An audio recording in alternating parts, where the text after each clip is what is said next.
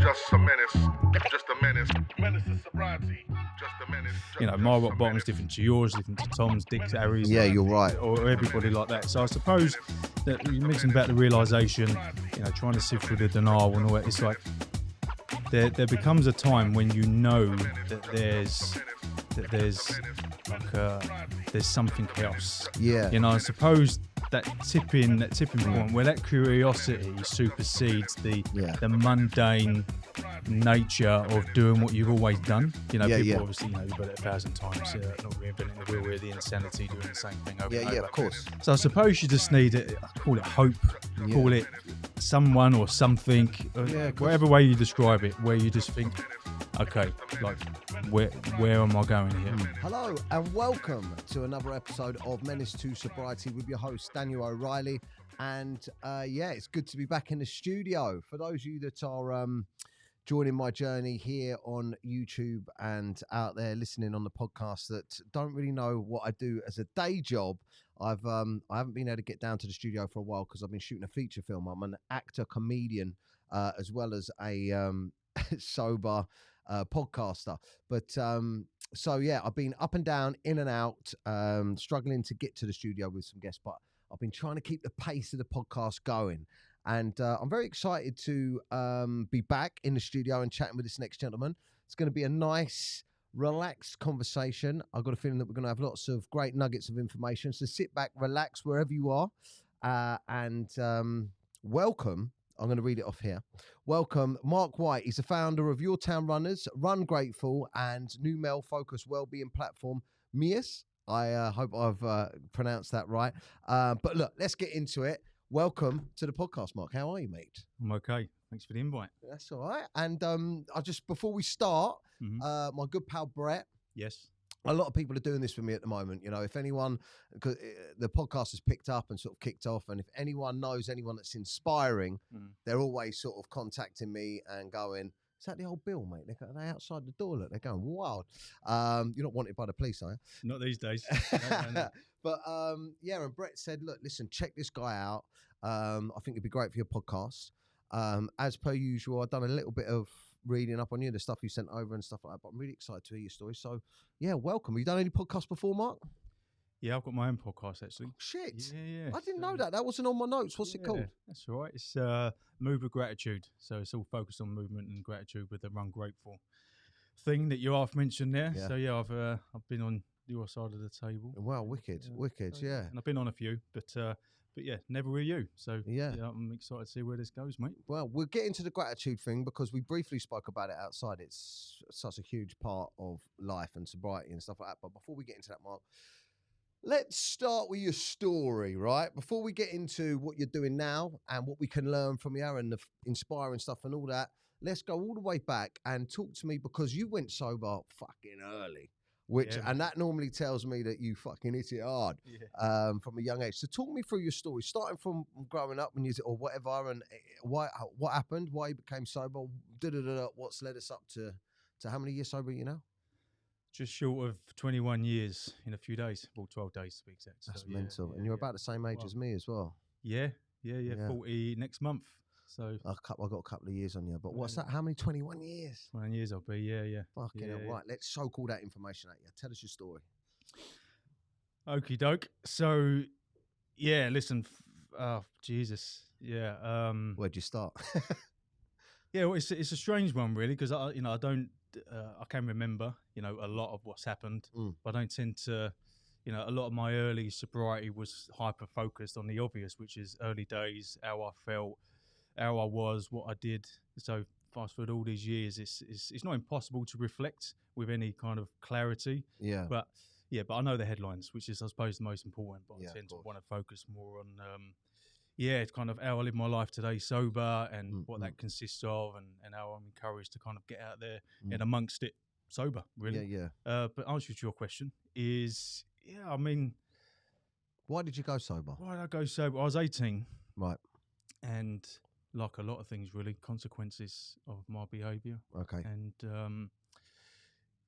2 or 3 years prior to that, it was just, very moody, very dark and very lonely. it wasn't on my life, my list of things to do in my life to end up in rehab at 18. Yeah.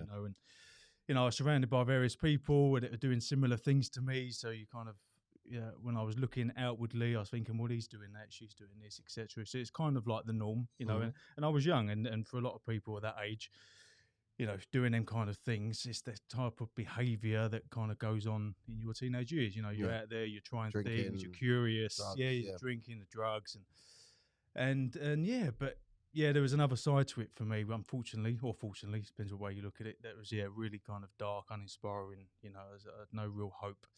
My years prior to that weren't outrageously traumatic, I would say. I mean, trauma is all relative. There's things that went on which, on reflection, maybe interfered with how I thought about myself, others, and my surroundings.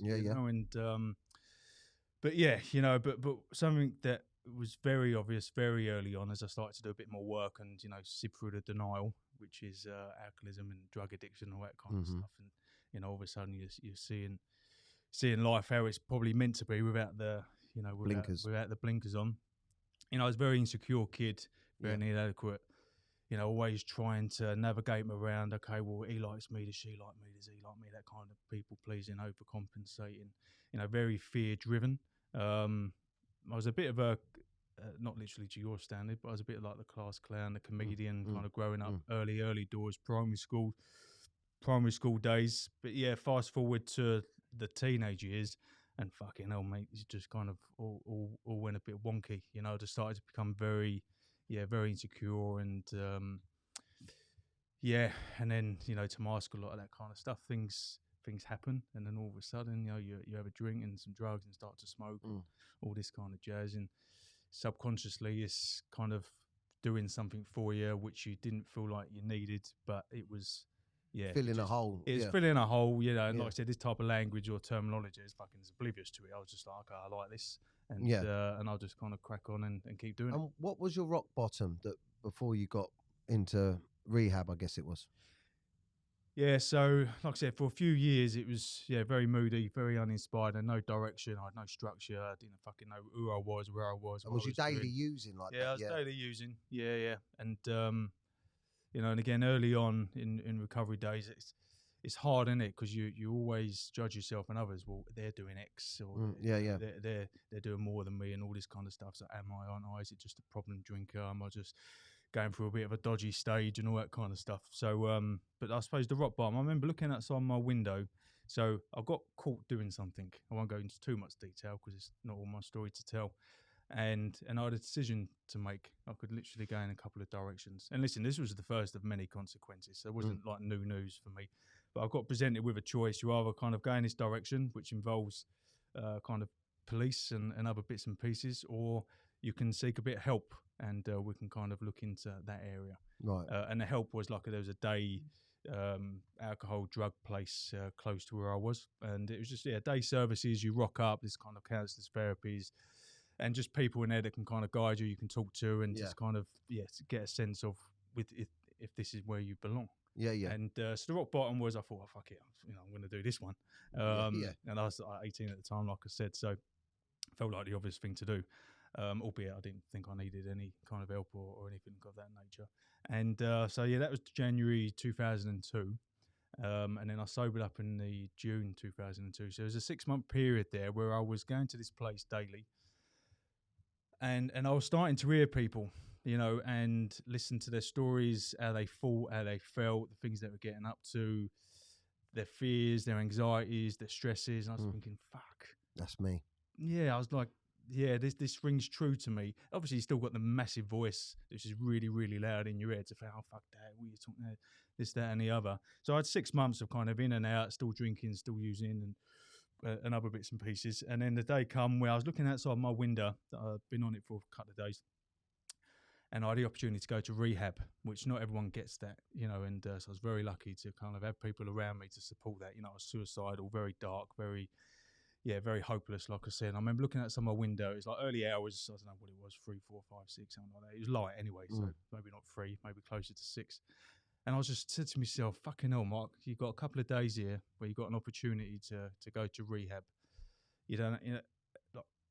what are you doing with your life? Where are you going? You're not doing what you want to do. You're not the person you want to be. Just nothing. It's not bringing you no value whatsoever. And I can remember this pretty consciously. I remember using this type of language because I've been, in and around people now that kind of I could see that it was possible to go a day, a week, a month, X amount, without drinking, getting through various obstacles along the way. So I thought, fuck it, I'm going to go. I've got 3 months of my life. I'm going to give it my best shot. I'm going to be as honest as I can be, get as vulnerable as I need to be. And if at the end of that 3-month period, I think, no, do you know what? I'm just having a bit of a dodgy period. I'm not an addict, I just need to sort a few things out and get back into like a more social way of being. Then so be it. And I've not used since. So yeah, that's it. Wow. Yeah. Wow. Well, first of all, it's I think. Well, congratulations, by the way, on the journey. There's so much. There's just sitting down with you, having a coffee with you before we come in here. Sort of open my like. There's so much I want to get out of you. Yeah. About a variety of different things. And you sort of touched on a couple of bits that I want to get into. But first of all, I just want to talk about that moment of realization is a real tough one because it doesn't seem to it seems to come all too late for some people. Do you know what I mean? You know where you go, oh, what am I doing? I mean, everyone has that sesh, and the next morning or while they're in the midst of the sesh, they're like, fucking hell, why am I doing this? Like, you're off your nut or you're coming down and you've, I always used to have it where I'd be like, oh, I can't deal with what I've done. Do you know what I mean? Or tomorrow or whatever.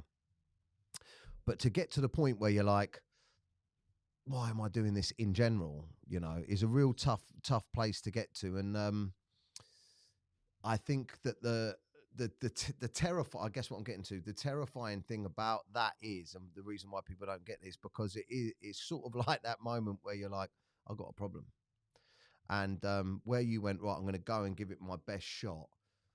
How do you think people can get to that? Do you know what I mean? How can people that are sort of struggling, that are getting into that weekend sesh, that drinking, they're coming out of it, nothing major is going wrong in their life, but they're just feeling like shit. How can I get to that, do you think? What was it that made you get to that? Yeah, like you said, mate, it's a complex conversation. We're all individuals. Yeah.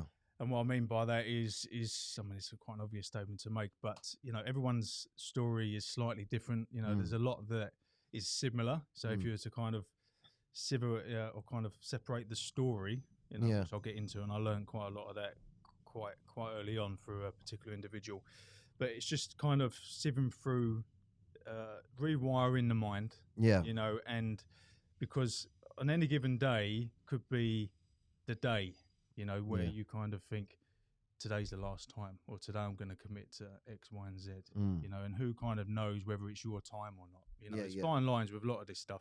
My rock bottom's different to yours, different to Tom's, Dick's, Harry's. Yeah, you're right. Or everybody like that. So I suppose that you mentioned about the realization, trying to sift through the denial and all that. It's like there becomes a time when that there's something else. Yeah. I suppose that tipping point where that curiosity supersedes the mundane nature of doing what you've always done. People obviously, you've heard it 1,000 times, not reinventing the wheel, we're the insanity, doing the same thing over and over. Yeah, of course. So I suppose you just need I call it hope, call it someone or something, whatever way you describe it, where you just think, okay, like where am I going here? I met one of my I won't say any names or nothing, but I met a friend of my wife's, and that people are sort of gravitating towards me now a little bit, that are struggling. That big responsibility, mate. Yeah, it's tough. I'll be honest with you. It's quite tough having, especially on the social media. People reaching out and you can't help them directly. You don't want. I'm scared to get involved in people's lives, especially if I don't know them. But and this lady that's friends with my wife, I mean, she, first of all, amazing that she's even reached out. But she's at this very weird stage where she knows she can hear the tricks in her mind. You just said denial. Yeah. And I think this is such an important thing, because it's like an addict. That's what I call it. I think people call it in the AA. I don't know, because I've heard it on this podcast, like the addict's mind. Do you know where your mind sort of makes excuses for you? Yeah. It makes a lot of excuses for you, and I think maybe part of going sober is clocking that and hearing that. But anyway, talk to me about what you're doing now, then, because I want to get into some of the stuff that you're doing now. Because you talk about gratitude. Why is gratitude so important to you? And has gratitude? Sorry, I'm like I just want to fucking know. I might go for it. And do you think gratitude's got something to do with your ego as well? Because I'm really struggling with my ego at the moment. I can feel it. Okay, all right. Well, that's a level of self-awareness, which is cool. And it's not anything, I say like anything, but self-awareness is cool, but it's what you do with that kind of. That's what I've found over the years to be the critical thing around it, So and gratitude was maybe the first thing I heard of, which kind of made sense. There's lots of things, we've already mentioned about the language used in sobriety, and whether people go down the therapeutic avenue and getting counselling and kind of looking at past traumas, etc., or like you said, the resentments and about he done that or she done this, or I wouldn't be like this if it wasn't for that. And, all that kind of really complex, okay, how am I going to start to sift through on a micro level, because otherwise it can just be too overwhelming. So how can I kind of start to deal with my shit, I suppose? Cleaning your house. Yeah, cleaning your house, all that kind of stuff, which is very, very, very, very important, because if you're like me, there are consequences to your behaviour, to your using, to your drinking, whatever that is. There's a lot of guilt and shame. It's huge, and now massive, huge, gigantic emotions, mate, that kill a lot of people, you know what I mean? Because people can't. Shame must be a massive killer. Mate, it's huge, one of the biggest, and it's big stuff. And to go there and to start to approach this stuff and to kind of look at it. Painful. Very painful. No one really wants to go there in an ideal world. Everyone wants to escape from it. So to get back to the gratitude thing, that was the first thing that was kind of suggested to me, which felt attainable. I was like, okay, so what are you grateful for? Kind of just write it down, wherever it is. You ain't got to overthink this stuff. And then you've got my house and sobriety and, X, Y, and Z at that time, early doors, or for rehab, or, et cetera, et cetera. Or your wife or your kids. Yeah, I didn't have them then, but later on. So it just become achievable, and if you need to start anywhere, start with gratitude. So it was the first thing that I kind of thought, okay, this seems to be working for me. As you've already mentioned, quite rightly so, if you stay in your head, then more often than not, you're going to be fucked, because you can justify things up here. It can become overwhelming. The fear sets in. What could I do? How should I do it? Where should I go? What should I? All this becomes very, very noisy. And so to kind of, settle that noise down and to kind of get practical, get fucking pen. Phones weren't really about Nokia 8210s were about in them days. So, but still, just to get a paper and pen, strip it back to basics, and to start to write a gratitude list. Then you've got something like a solid foundation to build upon. And then you can enter into the conversation around, okay, well, I've got fuck all to be grateful for. What have I got to be grateful for? He's got that, she's got that, or I've lost this. It's like, that's not what we're saying here. It's just like, even if there's always something to be grateful for. I'm lucky enough to have 2 arms and 2 legs. I can see, I can hear. So that's nothing. That's nothing to belittle. It might not be. I'm not great. I haven't got a yacht yet, or I haven't got. So it's just like, okay, start from there. That's not a bad place to start. And then let's build the foundations. Let's start to kind of get into the positive habit of it. So gratitude was a gateway for everything for me. It just kind of started to tip then some of the darkness that I had, and started to kind of balance things out, because I thought I was useless. And like I said, my self-esteem. I wasn't doing esteemable acts, and my self-esteem was, of course, going to be shit. I had no evidence to suggest that I was any good, because I was a liar, I was a thief, I was a fucking dishonest. Using. That's all I cared about. That's all I wanted to do all day, every day. How can I get it? When I had it, how can I get? And like I said, I had no structure, no discipline. What I wanted to do work-wise, surrounded by fear. So gratitude was absolutely one of the first things that I looked lighting a bit of light into. Exactly that. Yeah, and like I said, you can build upon it, because life ain't gonna be amazing straight away. You're going to be on a bit of a pink cloud, and you're going to have your first Friday night where you're not going out, you're not doing anything, and then you're going to have your first Tuesday night and your first birthday. All these firsts, when I committed to being sober, it's called a sober life now, isn't it? It went like that back in the day, and early on, when I was like surrounded in the rooms, as the avenue I went down, I was fucking young. There weren't too many people. It's thank God it's changed these days, and now other drugs are coming into play. Now it kind of gets you to rock bottom a bit quicker. Left with just alcohol, maybe a lot of people in the old days kind of just went on for a bit longer because it was socially accepted. But bring drugs in, it just accelerates everything, doesn't it? So now it's becoming younger and younger and younger, which is great, and you're hearing it more and more.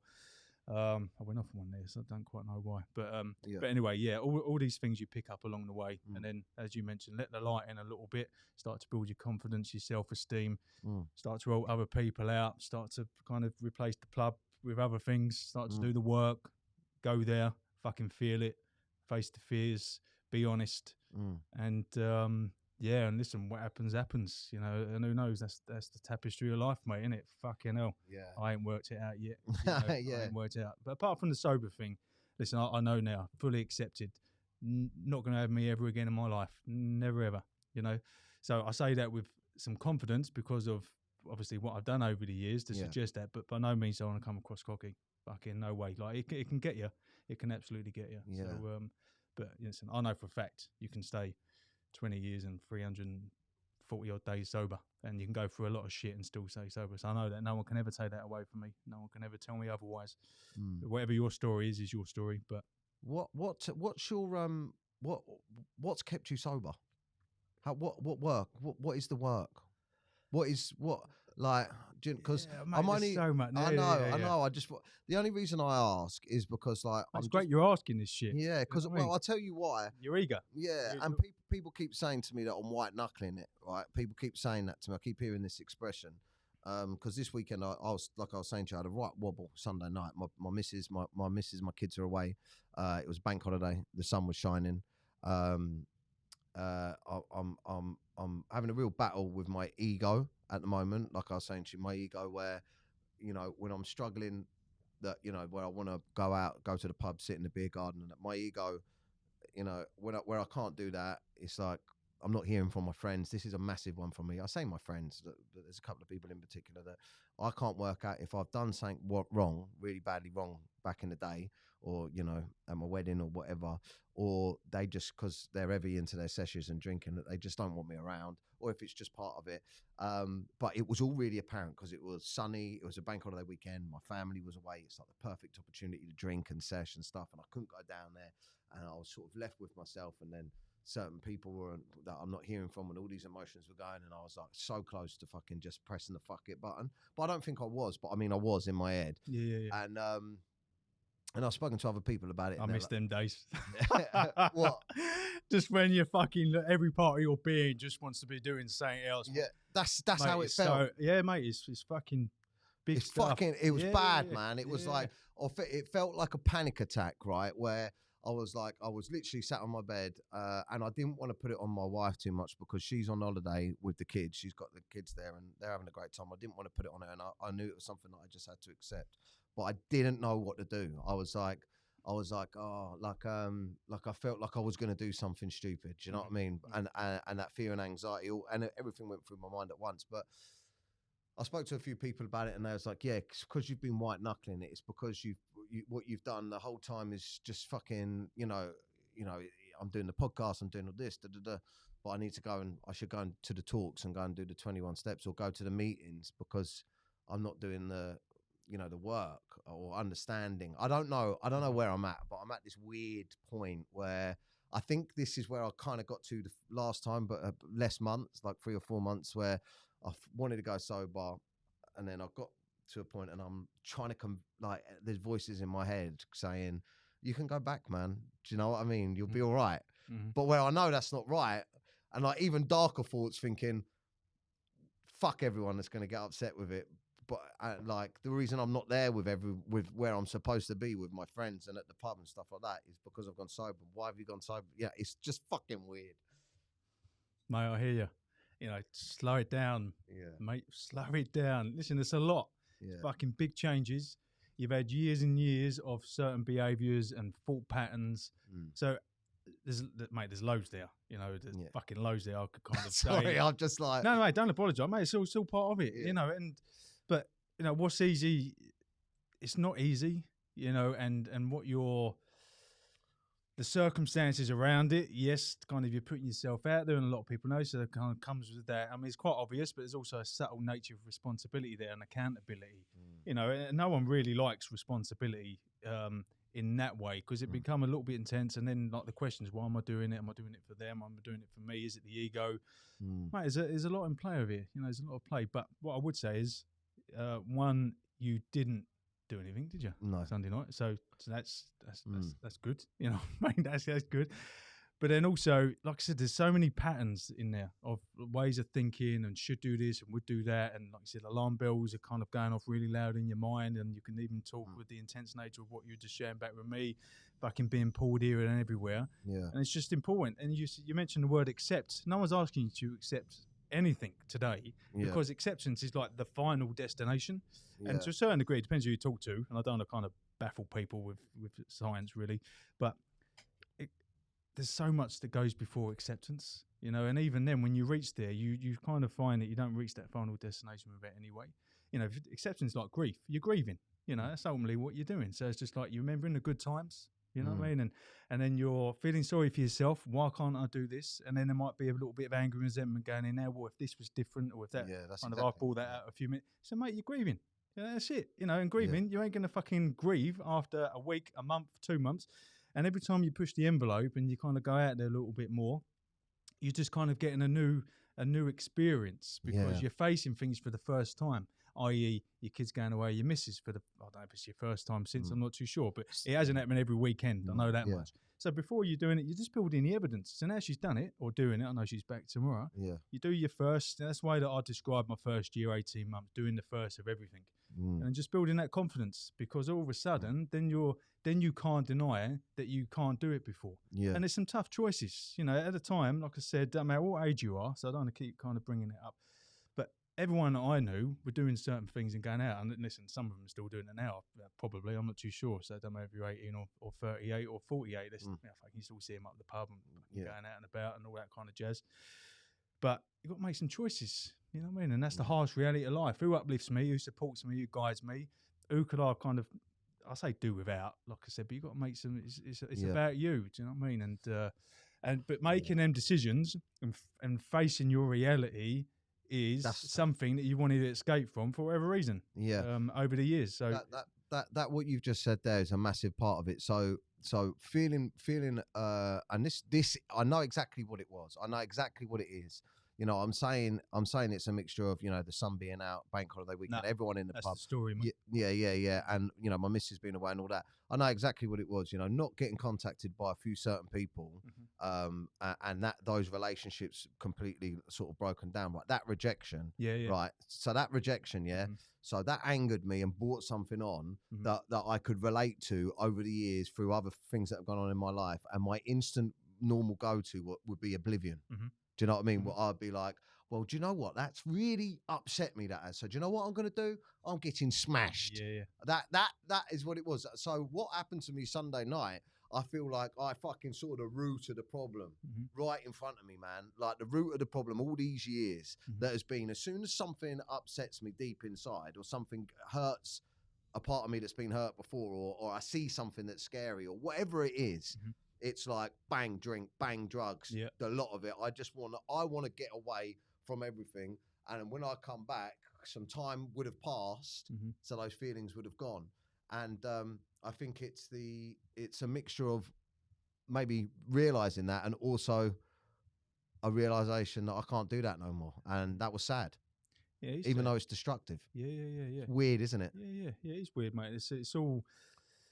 A lot of it don't make sense, because, like I said, the reality and, you know, all the evidence you've got to suggest that you're going in a certain direction presents problems. You know what I mean? Problems, not just you, but others. And it's like the route to positivity is filled full of but problems. mate, a lot of society, how we all coexist, how we all kind of, you know, let's have it right. We've all been plonked here, for whatever reason. Fucking, I didn't necessarily choose to be here. I am. You know what I mean? So it's just, and then what you get faced with, that's the challenge. Like you said, the feelings and the thoughts and everything that goes on with just kind of living life, you know. And you know, you like me, you choose to engage in the world in certain ways. You put yourself out there. There's sometimes a push and pull, because by doing X creates X, and you're like, fucking, I'd rather not. But then there's this curiosity. You're like, you want to reach your full potential. So you've got to do so, because no one's putting a gun to your head, really. You've got choices, you know, the whole way through. But you know, this kind of evidence-based stuff that I talk about, you know, that for me, that was key. You know, like I said, I didn't really realise it, but you're just banking it all the time. These days, they just add up, and then the first add up, and then all of a sudden, yeah, you're just kind of thinking, okay, and then it was bringing me more value not having a drink and other bits and pieces than it did to bring it. You know, and I just, so in the end, it was just like, a bit like you mentioned, it's fucking obvious. Yeah, it's obvious, yeah. But to get to that place is tricky. Yeah, it's work. It's work, yeah. And you've got that's unfortunately, I say unfortunately, it depends on the way you look at it. You can either see it as exciting, you know, don't know if that's quite a lot of words, but you can think, fuck it, yeah, let's go for it. You know what I mean? What can I be? Who can I be? What can I give? Yeah.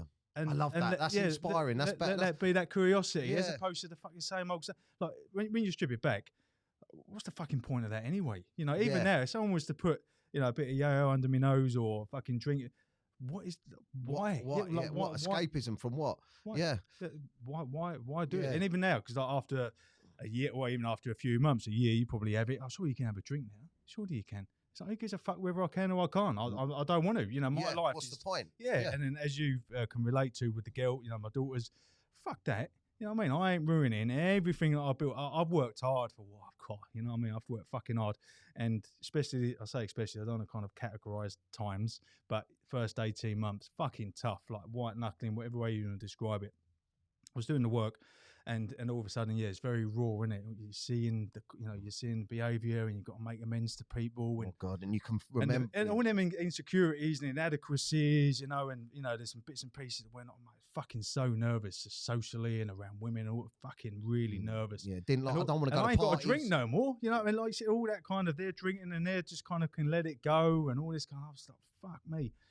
But listen, it had to be done, you know, and now no fucking way am I letting go of that. No way. And I've got my girls now. They're old enough to drink. Well, not quite. Depends who you talk to, but you know, they go out and have a good time sometimes, and it's fine. You know, a wise man said to me, early doors. You know, when I say early doors, when I was about to, you know, I was expecting Sienna, me and my ex-wife, which I've still got used to get saying. It's only recent. Is giving your kids what you've got, not what you didn't have. And it fucking changed everything for me, because I was going to say, when I have a girl, it's going to be X, Y, and Z, or well, you know, will they be this? Will they be that? Have they got the addict's gene and all this kind of? Fuck it, you know, I've got it. Whatever way I've got it, for whatever reason, I've just got to deal with it, and I've dealt with it. And now, you know, my girls are on their little journeys, and it's good. And I'll show up as a dad, and I'll try my best, and I'll feel that responsibility, and you know, there's so much to be sober for, you know, and as I'll share with you when I first bumped into you, sobriety state of mind, 21 years, yes, it's great, it's a lot of days added up, but sobriety is a state of mind. I know some people that have kind of not necessarily chosen the AA way or whatever, but just kind of live a fucking arseholes, you know what I mean? There's no judgment there. Listen, everyone out, I know lots of different people from lots of different places that get up to lots of different shit, each to their own. So it's just about what I'm comfortable with. Yeah. And again, I think he's the same guy actually that mentioned that feedback around giving your kids what you've got, not what you didn't have. But he's like, you can do whatever you like in life, whether it be sobriety or not, as long as you can handle the consequences. That's it. What does he mean by that? What does he mean? Give them what you've got, not what you didn't have. Well, I think an obvious mindset to have when you haven't, sounds a bit muggy. So when I say haven't done the work, listen, whatever that means to anyone, you know, I think we can all have a level of self-honesty where we know if we're papering over the cracks or we're putting the work in. Yeah, we're putting the work in, and you know, but it's hard, you know, confrontation, to make decisions, to have tough conversations with people is fucking tough. Yeah. You know, and you know, sitting down with my girls after being married for 15, 16 years with my wife and telling them we're splitting up was fucking tough. I'd sooner rather not be in that situation and call them down from their bedrooms, knowing that really I've got that load, and my wife also, it's not just about me, where we've changed their lives forever. You know what I mean? So things, I mean, that's to the extreme. Like there's other decisions made which are not quite so dramatic. You know what I mean? So but it gets back to the point is, and I've lost my train of thought now. Yeah, it's hard to make these kind of decisions and the saying. So I think the natural default for a lot of humans is I'd rather not go there. Right. So you know, giving them what you got, it's just, I never had X, I'm going to give my kids X. Yeah. Or I never went to this place, I'm going to go to that place. So you can still do them things, but it's give them what you've learned. It's giving what you've learned, not doing it in spite of. Right. You know, because, and I suppose what we're now venturing into is, you know, my mum and dad are fucking incredible. You know, my dad wasn't there when I was younger. He showed up later on in my life for whatever reason. So it's very easy for me to judge that. Well, fucking hell, he weren't there, so I'm like, no. Yeah, obviously there's sprinkles of truth around some of that stuff, but fundamentally they done what they could with what they had. Yeah. And who am I to judge that? And especially as you mature and become a dad yourself, you now. can really get a sense.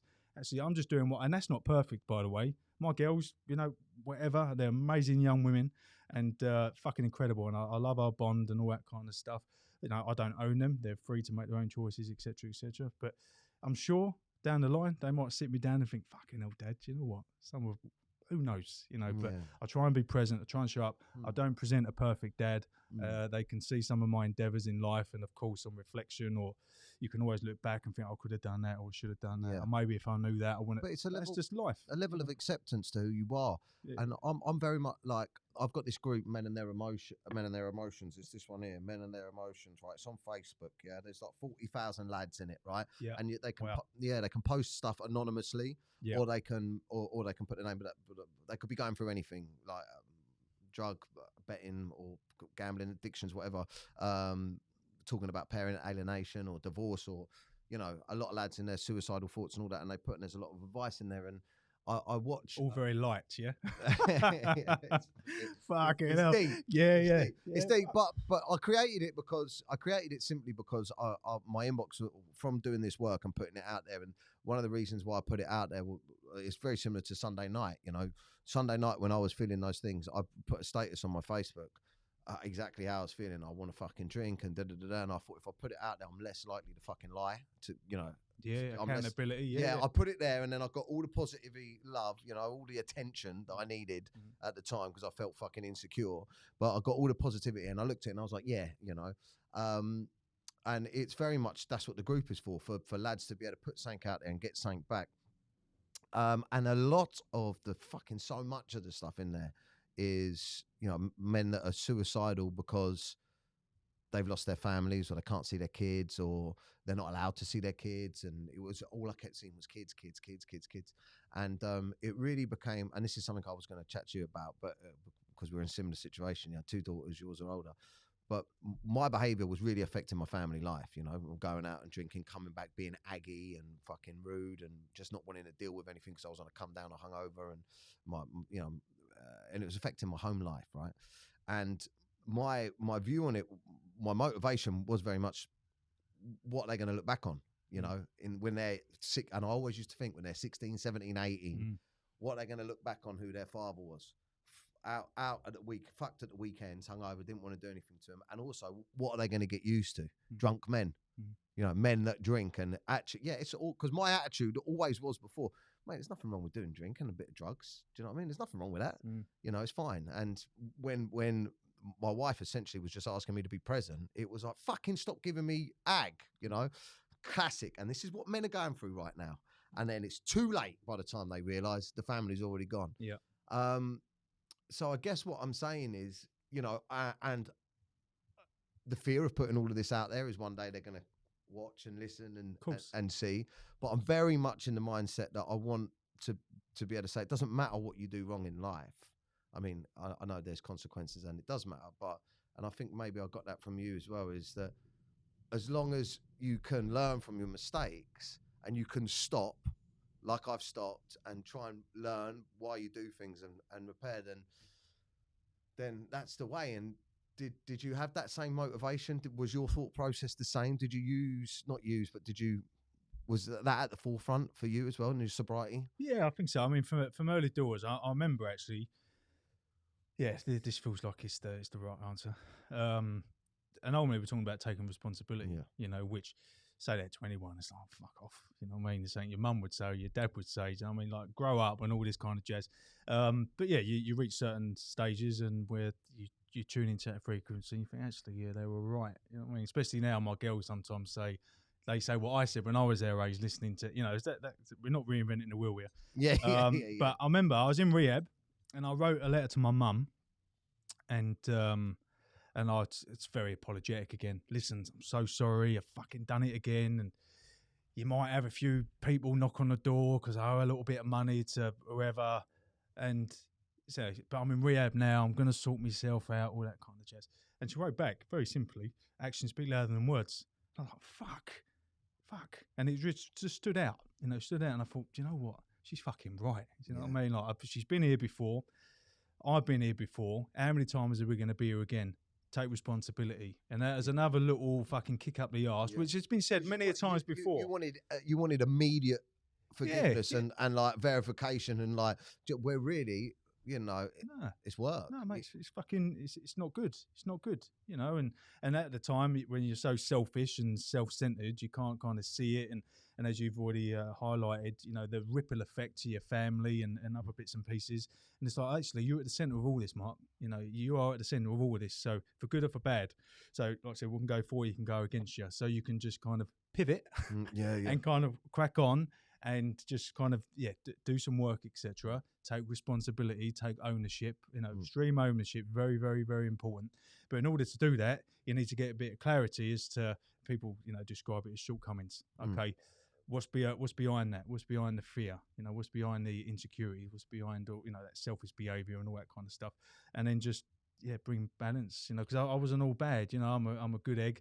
So that's kind of gone into the work now. I'm looking to launch with MEUS, which is it's about me and us. So there is this like selfish nature of humans. I think, there is more selfish people than others, but I think underneath it all, this is, okay, we need to fend for ourselves a little bit. But I'm a big believer in giving more than you take. It served me well over the last 21 years, being of service, whatever way you want to position it. So that's why MEUS exists, and it's all that I've experienced over the 21 years, really. I've gone loads of different places, mate. I've done some fucking far-out stuff, stuff where initially my was like, no fucking way am I going there with these kind of people. No, thank you very much. Like Not what? my cup. What's the one that stands out? A couple of things stand out. First things was I remember going on a silent retreat in Mallorca. What's where you can't talk? Can't talk, For how 10 long? days. 10 days. Wait, 10 so days. you don't say nothing at all for 10 days? No. Fuck that. Yeah, mate, it's tough. Mate, fucking humbling, amazing. But I come across this fella who is an amazing Florida. He passed away a couple of years ago, actually. And but anyway, that's wait. I just want to ask, why do they do that? What does that do for you? What? No, mate, it's just that open. I learned very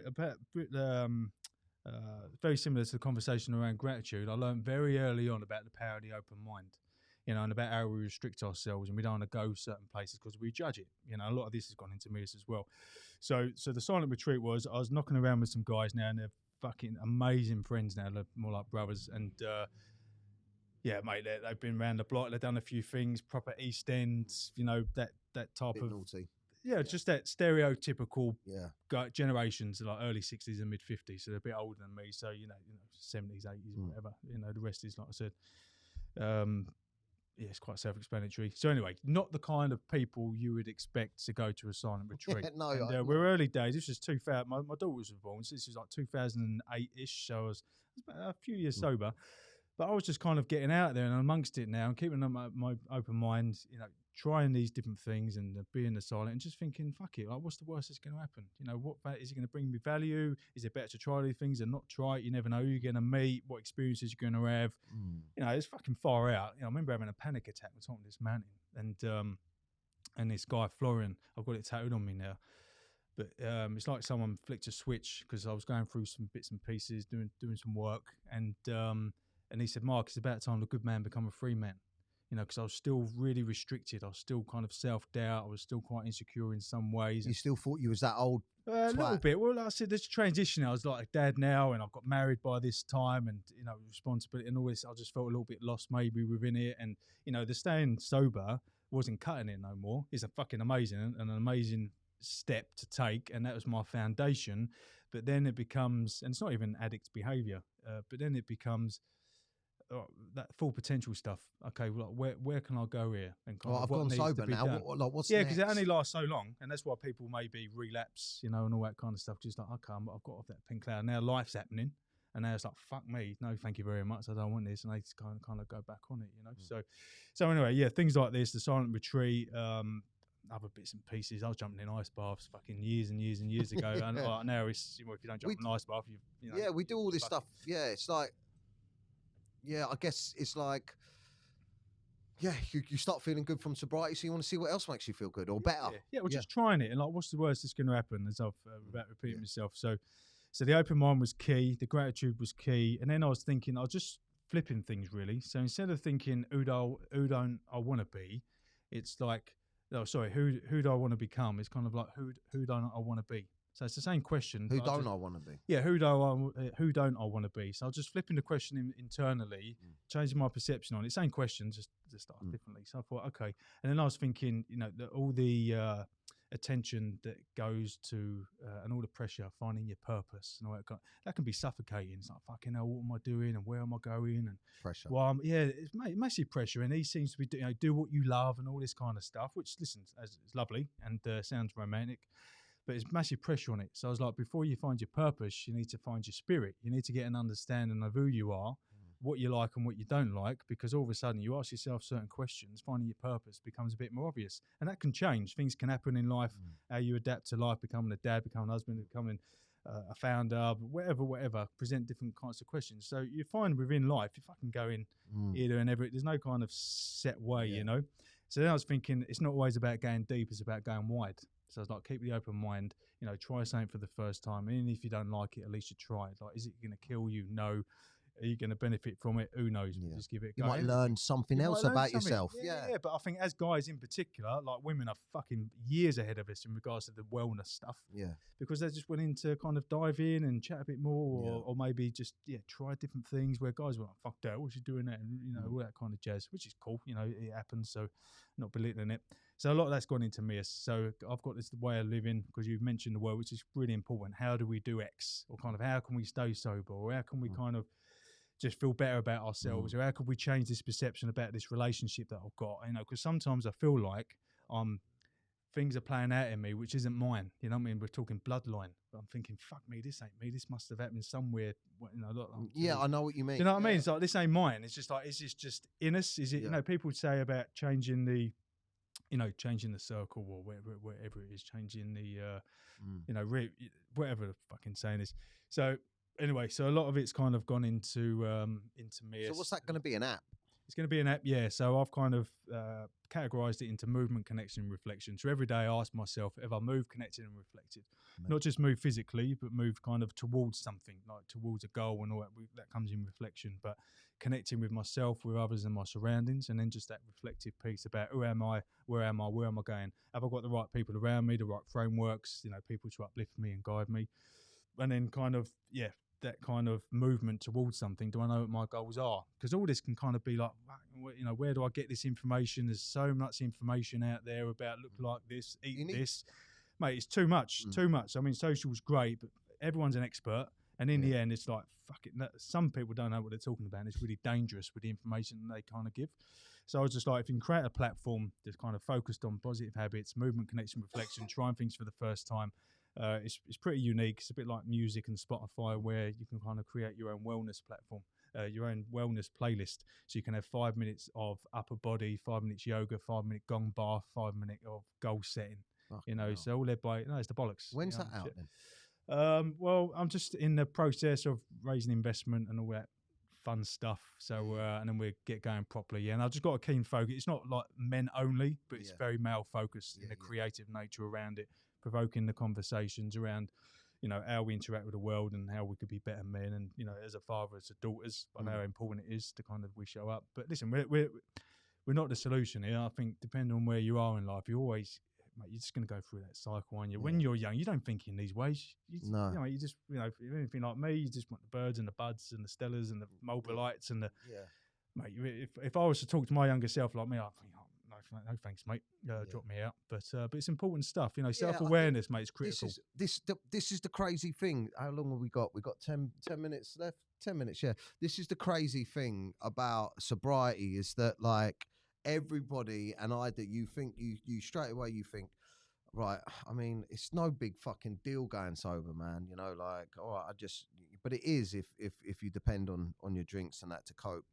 You think, all right, cool.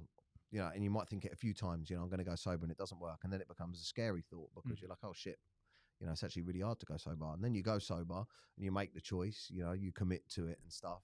and then there's a massive void in your life, a huge void, where just time and boredom sits, but also you can't escape all these feelings and emotions. So then you start wondering, why am I having all these feelings and emotions, and this is what I've got from this whole podcast, because I'm just sat here listening to you, man. Normally I interrupt so much, but you're like a wealth of information. I love it, man. But you're suddenly, you were like, well, I mean, there's a lot to me. I know there's a lot to me. I'm a comedian and I'm a writer and I'm, social media. There's a lot to me, but that's work, right? Who am I, man? Because actually, all I was drinking, and when I'm not work me and I'm not family me, like, who am I? Like, who am I, right? And I always used to fucking hate it when people used to say, "Oh, I'm finding myself," all these things. I went away for a year to find myself, or I went traveling to find myself. And I used to think, what the fuck do you mean find you? Right fucking there. What do you mean find yourself? What is all of this bollocks, right? I used to hate all this well-being stuff. I used to think it was bollocks. Same. But the truth of it is, that's where I'm at now. I'm like, I don't know me without drinking drugs, because as soon as I had a fucking glimmer of 5-10 minutes to sit and think to myself, I'd be like, oh, I've got nothing to do, I'm going to the pub, or I'm going to see what my mates are doing, and I'll drink and use, or my spare time was consumed with that. So doing even cold water dips, for instance, when I started doing the cold water dips, for me, it was very much, oh, my mind's telling me to get out. No, I'm going to stay in. And then going, oh, fucking hell, I don't have to listen to my mind. I don't have to listen to my mind, right? Yeah. So that was a part of me discovering a part of myself. Yeah. And sitting there going, oh, right, so I don't have to succumb to that. Oh, and because I haven't, it's actually all right. It's getting all right. And then that kind of opened this whole, just fucking, there's a whole me out there that, like you say, all right, well, how well can I be? Because I'm ill at the moment. That's what I feel like in my mind.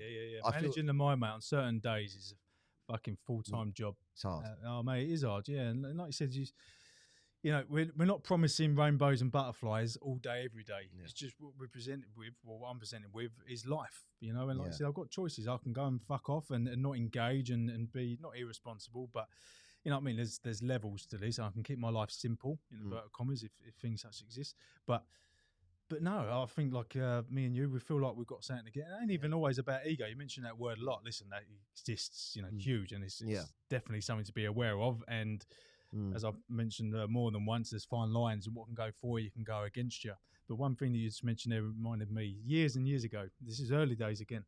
I remember going to Gabby. I always remember her name, amazing lady. I remember saying to her, "Fucking Gabby, I don't know if I'm schizophrenic or what, because I grew up thinking I was schizophrenic. All the voices in my head, mate, were fucking so loud. I'm so surprised no one could hear them. It was that bad."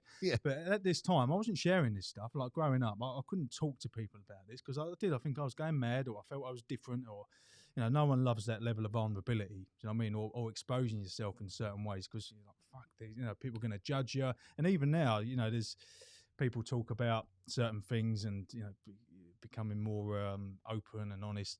It's still used against you in a lot of ways. Not how it was, so we are making progress and all that kind of jazz, but there's still this kind of, even now I'm going through a lot, just gone through a divorce, like I said, my entrepreneurial spirit and trying to create things for nothing and ducking and diving, trying to get this and raise that and create this and manage, it's fine, because that's part of it. And it's all process and all that kind of jazz, which isn't my skill set. But anyway, it's just that kind of balance between what do you say outwardly without planting seeds of doubt in people to think that you're weak or that you're not investable, because actually that level of honesty, and not a lot of people can take it, which is cool. But I remember going back to the Gabby thing, sorry, it's just a bit in my mind. It's the ADHD's coming out. I remember going to her about the schizophrenic thing and fucking, who am I? I fucking hear all these voices. She went, "Mark, you're all of them people." Mate, it's like someone had just hit me over the head with a hammer. No one had put it in that way before. She was like, "Mark, you're all these people." I thought, fucking yeah. And then a few years later, when people talk about imposter syndrome and all that, because I'd done a certain job for a lot of years, quite successful, and then I ventured into this, I thought in different ways, and I was going to follow that curiosity. So the imposter syndrome was here, and I was starting to be mean quite a bit to quite a few, because I was founder of some things and communities and other bits. I was like, fucking, I don't know if I can handle this. Like Yeah, you mentioned that you don't accountability. feel like you should be successful. Nah. And then I was listening to a podcast about imposter syndrome. Someone saying it don't exist, imposter syndrome. You are all of these people. You are the imposter. And very similar to the Gabby scenario. As soon as I heard that in that way, it just made sense to me. Other people could just slip off the show or whatever. But yeah, but I get it. It's like you just own that Yeah, thought, you're all own of that. them But you people. are them for a moment. Yeah, it's like grief. You're everything. It reminds me of a meditation I'd done years ago. I did actually lead this one halfway through because I thought everyone was fucking mad. I did go back, but it's called like 5 rhythms or something. It's about laughing, it's about crying, it's about this, that, and the other. And it's like when we were a kid, you probably experienced this multiple times with the ages that your girls are. Or they can laugh and cry at the same time. Yeah, and they can be your best mate all the time. Fucking hate you. Yeah. Mate, how beautiful is that? As adults, we fucking hang on to things. And Yeah. just like all of a sudden, it just kind of gets very muddy. Yeah, Neve, just to say, Neve does that now. She'll be crying about, I'll tell her off and she'll cry about something. Yeah. And then I'll like make a face and she'll laugh, but she'll really not want to laugh. So she'll try and cry more. That's it, mate. Fucking amazing. Yeah. And our life just fucking, chips away at you over the years where that doesn't exist no more, because all of a sudden, there's some science behind it, I'm sure. But yeah, listen, we are all these people. There's never, we're evolving all the time. We're asking different questions. So, how do we adapt to every scenario? And whether it be a dad, a husband, like you said, yourself and your own relationship with yourself, not getting caught up with the judgment of fuck that well-being stuff. Yeah. It's important because, like we've already mentioned, mate, it kills people.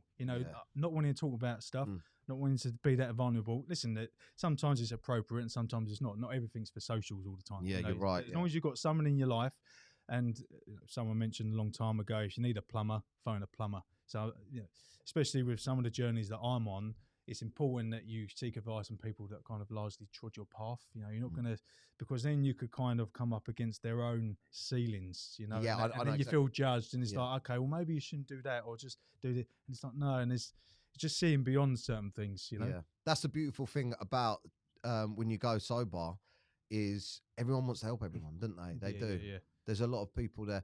I think we're going to have to wrap it up there, but fuck it, I feel like we could talk for another 3 hours. Yeah, that's good. I wanted to ask, let me ask one more thing. Yeah.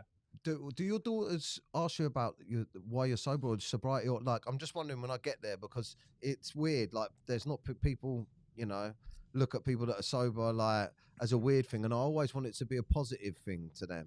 Do you know what I mean? Yeah, couple of things pop to mind. You're not there yet, so don't worry about it. Okay. That's just no, but I would say, because you could think, what are they going to think, this or this, that, and the other? You're not there, and you're going to be a completely different guy when that day comes. Yeah. My girls have never seen me drunk, because obviously I sobered up. They're 16 and 17 now, and so well, that's a beautiful you do thing. the maths. Yeah, so it's largely they don't know any different. But as they matured and started to read, and they could see that I wasn't drinking, other people do. Questions were asked. But no, I'll just share. I can't remember what I said. Yeah, but mate, it's not a big deal then. Yeah, I don't pull it on them. Yeah. And I don't say or put the fear of God into them. Oh, be careful, mate. Like I said, they can crack on and do what they need to do, and I'll do what I do, and that's it. So hopefully I've answered your question. You But did. don't worry. Just you're not there yet, so don't worry about it. Yeah, and you'll have an answer in that time. As a lot of these things, we overthink things, but in that moment, just trust yourself. And trust your relationship with them. Look in their eyes and tell them whatever fucking comes out, and it'll be cool, man. And they love you. And like I said, you've got a better opportunity of showing up a sober dad than not being. And that's saying that you've share more often than not about days with the demons, mate. Just hold that true, which it sounds like that's got you through a few hairy moments. It really has. Well, look, I think you're a perfect example of the positivity that can come out of that can come out of darkness, because like, all right, okay, some of us are prone to being more susceptible to addiction and drink and drugs, but one beautiful thing about having to go through that struggle is fucking everything you learn and then being able to share it. I mean, we get millions of views on this over the course of like a month, and there'll be people that will come across, and what it's like, and I think I know what it's like. You can talk to someone, but something will go fucking hell, and I think there's loads of that in here. So I just want to say thanks. Where can I catch you? Are you big online? Do you do a lot online? No, I'm of that I mean, you're similar generation where I'm still a bit like I don't completely get it all the time. But listen, I've got a presence on it, and I dip my toe in every now and again. A lot of people suggest us to do a lot more, so who knows what the future holds. But short term, I'm on Instagram, someone would tag me in. And then you've got Run Grateful at One Grateful Run. and MEUS.app. So yeah, hopefully more will be revealed with that in the coming days. Well, and months. when you get your app, we'll put the link in the bio to this. So yeah, mate, I'll sort out free to come. subscriptions. I mean, it's like fucking £4 a month anyway, so but free subscriptions to all your guys. So I want to get it in the hands of people to support them. And like I said, AA and all that kind of stuff isn't for everyone, so each to their own.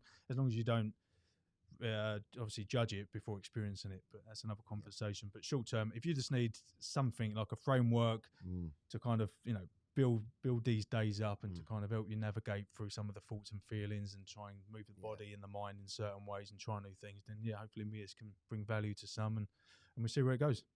Mark, thank you, mate. Good man. That was great. Thank you very much. Thank you very much, man. All right, thank you. Back on this camera, I'm going to put, wow, fucking so much to take in, isn't there? It's an hour's not enough, mate. No. But yeah, check Mark out on his Instagram. Ping him a DM if you want to find out about more stuff he's doing. I think I'll have to get you back, mate, because there's so much more we could have spoke about there, about all the other stuff you're doing. But you'll see more of him on my Instagram and stuff if we do some bits together. But thank you very much for watching. Sharing is caring. Tag someone in the podcast you think would benefit from any of this information. There's loads in it. And fucking, I think the big thing to take from this is you got to try stuff, ain't you? If you're going through this, get out there and try stuff. Yeah. That's it. Yeah, life's worth living, mate. Yeah. We get out of our heads in a positive way. Yeah. You know what I mean? I love that. All right, guys, thank you. Share the pod and don't forget to subscribe and see you next time. Cheers. Oh, yes. And don't forget, if you want to come and see me live and meet me, I'm going on tour. The Daniel O'Reilly Out of Character full UK tour kicks off in January 2024 and tickets are on sale right now. I'm going to try and get out and meet as many of you as possible. And of course, I'm going to be bringing the laughs all over the UK. There's 23 dates right now and I'm adding more all the time. Hit the link in the bio and get your tickets now and come have some fun. If you're going through a tough time at the moment, please don't suffer in silence. Feel free to pick up the phone and contact any of these helplines. I personally, myself, at one of my darkest points, contacted the Samaritans and it completely changed my outlook and got me out of a really deep, dark place.